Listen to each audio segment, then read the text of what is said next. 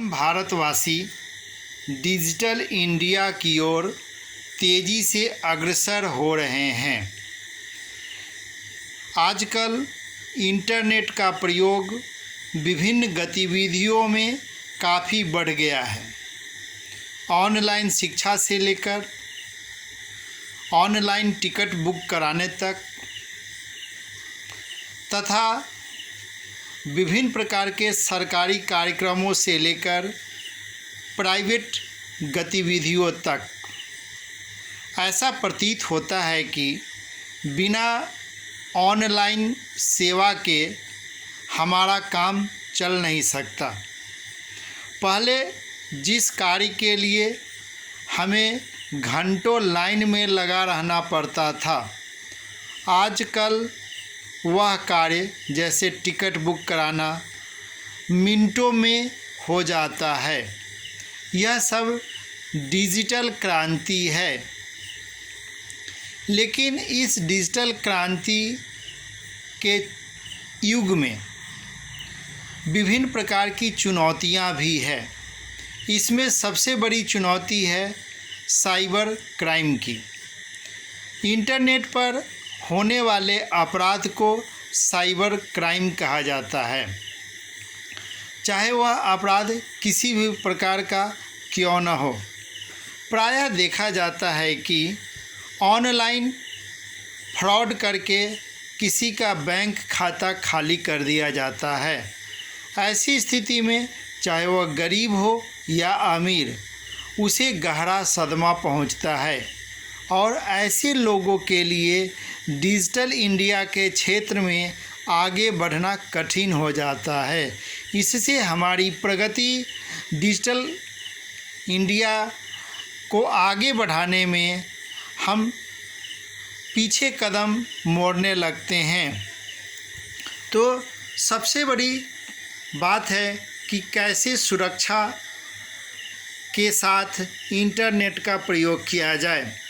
तो प्रायः ऐसा माना जाता है कि 10 MB से नीचे के ऐप को स्टोर नहीं करना चाहिए, डाउनलोड या इंस्टॉल नहीं करना चाहिए, क्योंकि ऐसे ऐप प्रायः संदिग्ध होते हैं।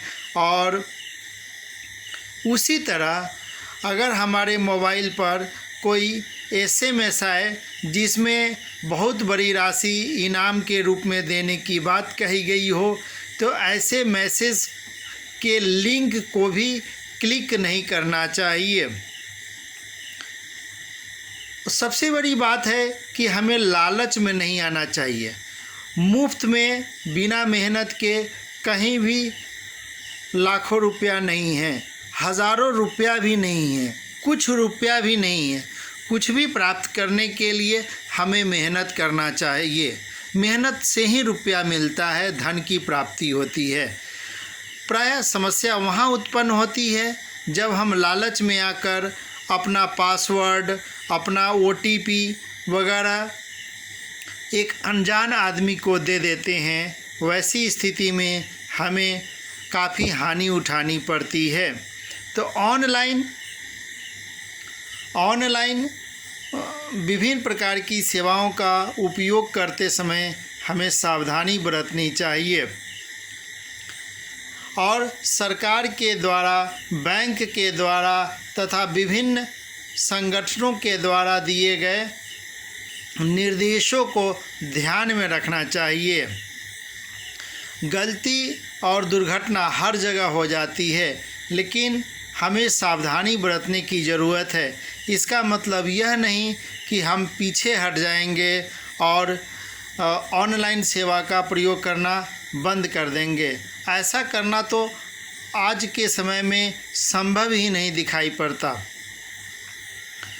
प्रायः देखा जाता है कि पढ़े लिखे लोग भी ऑनलाइन फ्रॉड के शिकार हो जाते हैं। मेरे ही जानकारी में ऐसे कई उदाहरण हैं जिसमें काफ़ी पढ़े लिखे लोगों के अकाउंट से उनके द्वारा किए गए गलती के आधार पर ही उनका अकाउंट खाली हो गया और लाखों रुपया बैंक से धोखाधड़ी के द्वारा निकाल लिया गया। तो सबसे बड़ी बात है कि हमें विश्वास नहीं करना चाहिए कि ऑनलाइन कोई फ़ोन करके और यह बताकर कि वह बैंक के अधिकारी बोल रहे हैं या बोल रही हैं, उनको अपने बैंक से संबंधित कोई जानकारी शेयर नहीं करना चाहिए, नहीं बताना चाहिए तथा लालच नहीं करना चाहिए कि हमें मुफ्त में बिना किसी मेहनत के कोई लाखों रुपया का इनाम मिल जाएगा। हमें सावधानी से ऑनलाइन सेवाओं का प्रयोग करना चाहिए। धन्यवाद।